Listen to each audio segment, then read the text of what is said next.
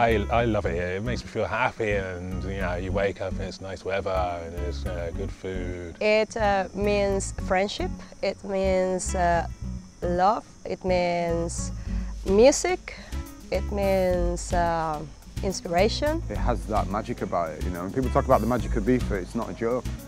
It's really got this kind of energy to it. Just this overwhelming sense of positivity, and everyone's here, you know, to have a good time, whatever that translates as being. It means craziness. It's always been a party island. It always will be. It's a hedonistic center point of the universe where people really feel they have the freedom to let loose. I think that will always be the sort of biggest part and the essence of the island, but it's massively changed, man, since even when I first went 3 years ago, really. What's developed over the last couple of years, you know, is more of a foundation of business and the other components that allow that scene to flourish throughout the world. It's become far more diverse and far more representative of what's actually going on in the rest of the world. 8 or 9 years ago, people either like this style of music or that style of music, but it's all becoming quite good now. So people are liking things from different, you know, different areas as well. Kids like 19, 20, 21, 22 are so much more open-minded than me at 21, and I think people are so much more into everything. They will happily go see the Swedes and stay in a house zone, and then they might go and see one of Annie's things and go all over the place, and they're not consciously thinking about it, they're just into dance music in general. I think that's just the state of the times, which is amazing. It's great to see that all those sides are now being, you know, displayed or all being, you know, finding a home here on Ibiza. And to be honest with you, it's very in keeping with the history of the island. You know, if you go back to the days of Coup, that was, you know, predominantly the sound. You'd hear everything from To China to whatever Marauder production was coming out at the time, to the early sort of sounds of hip-hop.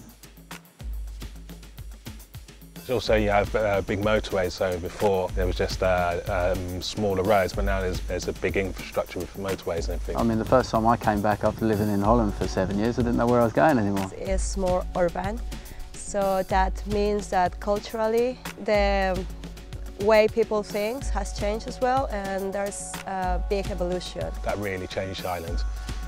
Some people will say it's negative, but other people say it's a positive. You know, I see it more as a positive because it's easier and it's safer to travel around. Also, there's a lot of, it's so international now, that people living actually on the island.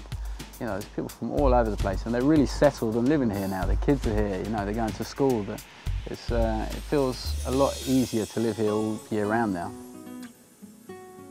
For the future, I see maybe, you know, live events again.